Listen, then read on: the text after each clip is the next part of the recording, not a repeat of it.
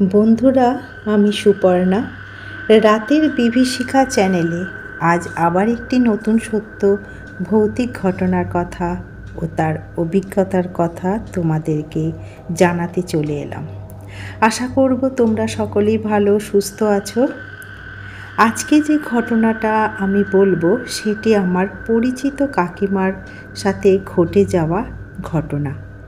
এখন অবশ্য তারা কেউ বেঁচে নেই, তবু তাদের স্মৃতি ও কথাগুলো কিন্তু রয়ে যায়। অনেক আগে শুনেছিলাম এই ঘটনাগুলো কাকিমার মুখে, তবে আমার মনে ছিল না। সেই দিন একটি ওই ঘটনা সৌভিকদার ঘটনা পড়াতে আমার মনে পড়ে গেল এই কাকিমার কথা। তাই তোমাদের এই ঘটনাটা আমি বলতে চলে এলাম। আমি নিশ্চিত তোমাদেরও ভয় লাগবে। তা ঘটনাটা হলো এই যে কাকিমার শ্বশুরবাড়িতে কোনো জায়গা হয়নি, থাকার কোনো জায়গা হয়নি। কাকিমার হাজব্যান্ড কাকু, উনি খুব সাদাসিধে মানুষ ছিলেন।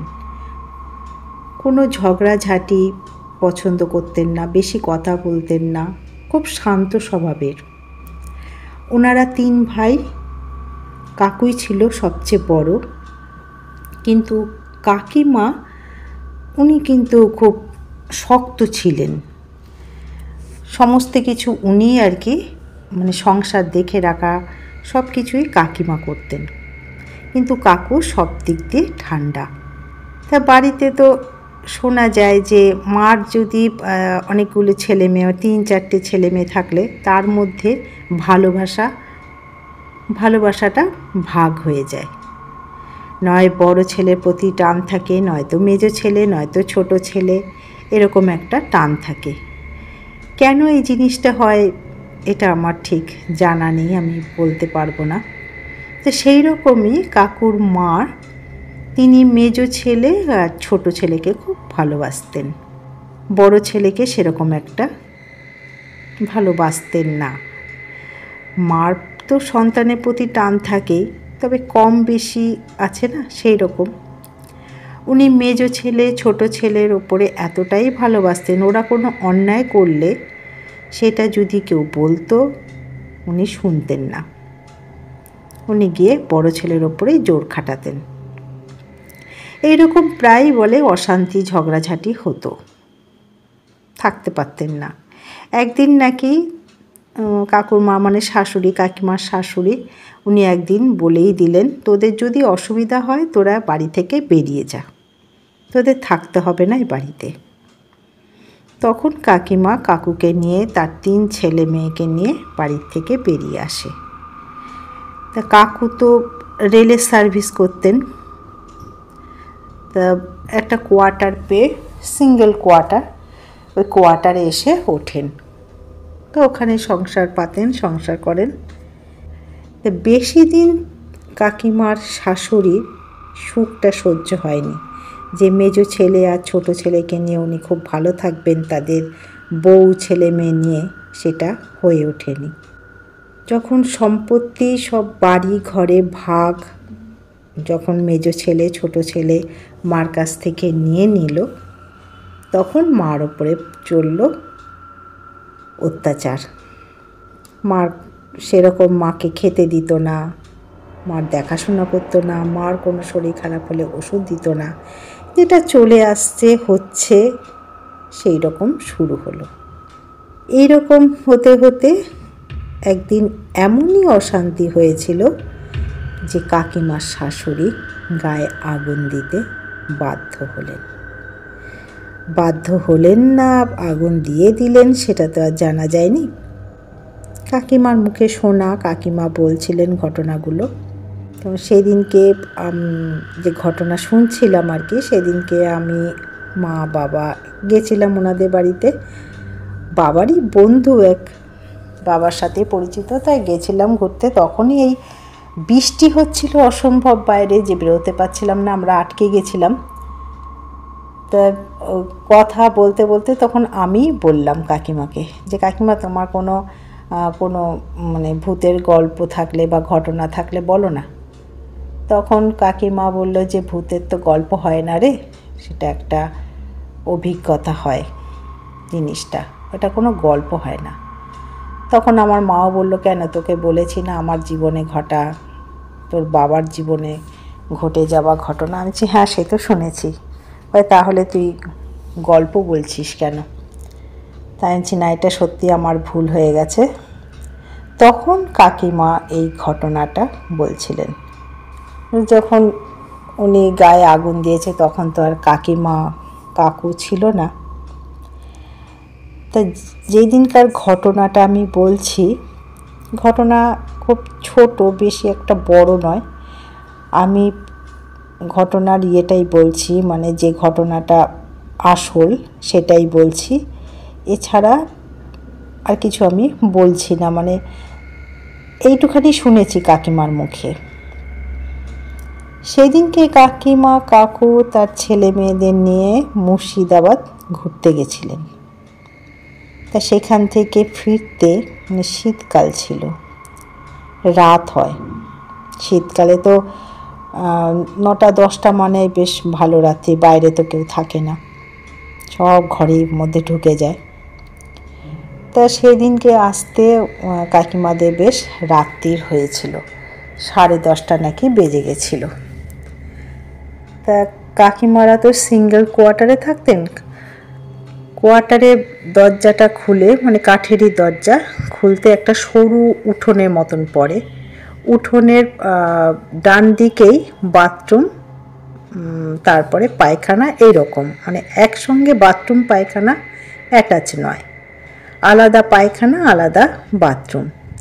তারপরে একটা ধাপ সিঁড়ির মতন ওইটা উঠে ছোট্ট বারান্দা, তার পাশ দিয়ে রান্নাঘর।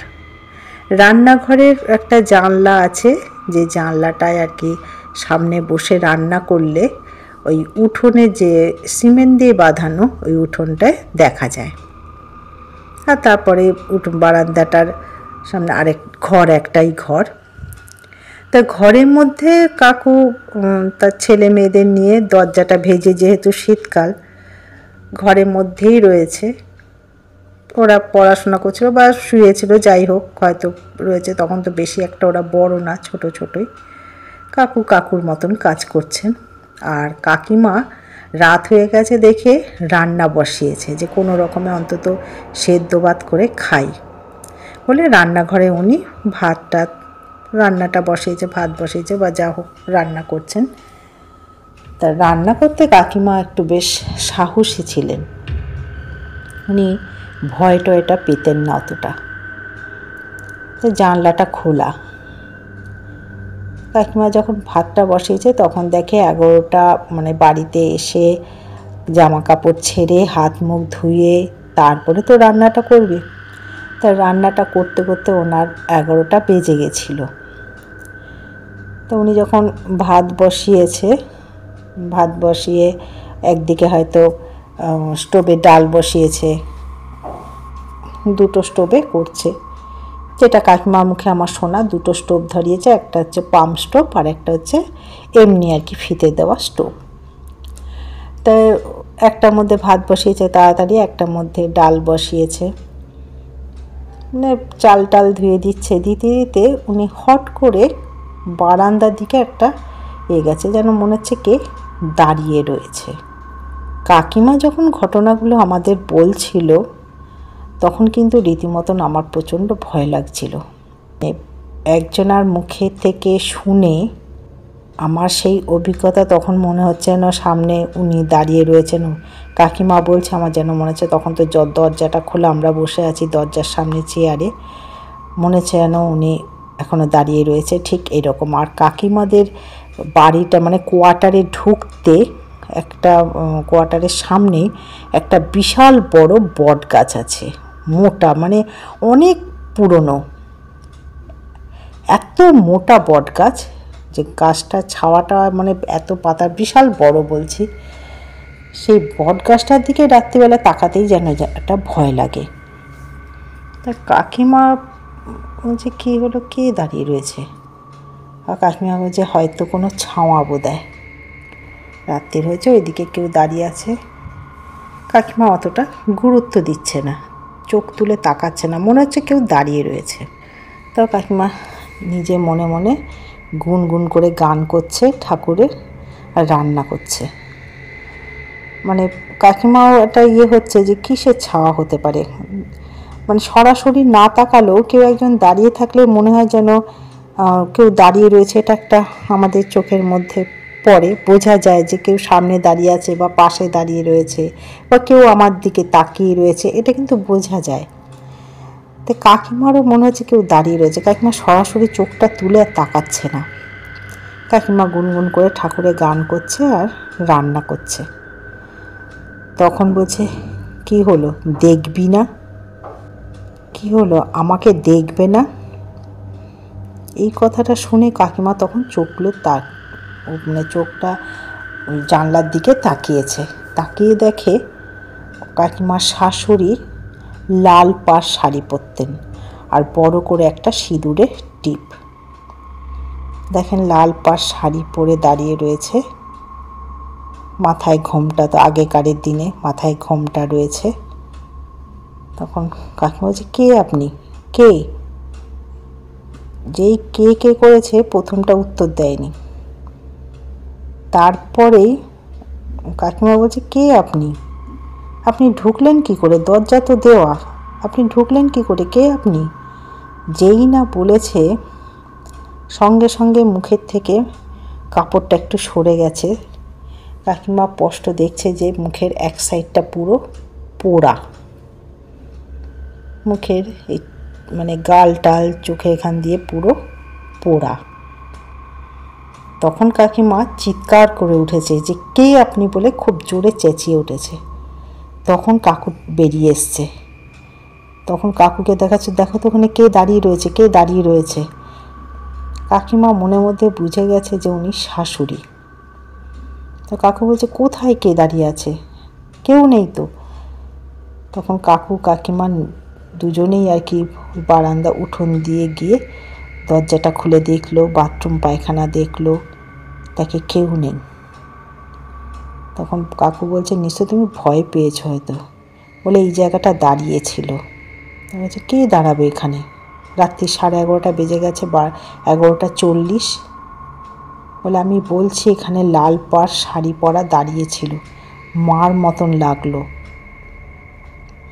কাকিমার মা নাকি মানে হাইটে শর্ট না, বেশ লম্বাই ছিলেন, স্বাভাবিক আর কি। বলে মার মতন লাগলো। বলে মা মতন মানে? বলে হ্যাঁ, তোমার মার মতন লাগলো, কাকুকে বলছিল। আচ্ছা, আমার মা? হ্যাঁ। বলে আমার মা এখানে আসবে কেন? বলে জানি না, কিছু একটা হয়েছে। তা কাকু বলছে, তোমার কি মনে হচ্ছে কিছু হয়েছে মানে? বলে কিছু একটা হয়েছে। তা কাকু তো খুব ঠান্ডা স্বভাবের, কাকুকে আর কিছু বলেনি। বলে রাত্রিবেলা ঠিক আছে ছেড়ে দাও, ও দেখা যাবে ক্ষণে, বলে কাকুকে আবার কিছু না বলে, যদি কাকু আবার ভয় পায়। হ্যাঁ, খাওয়া দাওয়া করে শুয়ে কাকিমার আর ঘুম আসছে না রাত্রিরে, শুধু মুখটা ভাসছে, কিছুতেই চোখ বন্ধ করতে পারছেন না। তারপরে সকালটা হতে কাকু ডিউটি গেছে, কাকিমা তার মেয়েকে, বড় মেয়েকে নিয়ে চলে গেছে কাস্টাপাড়ায়, ওনার বাপ মানে শ্বশুর বাড়ি, ওখানে চলে গেছে।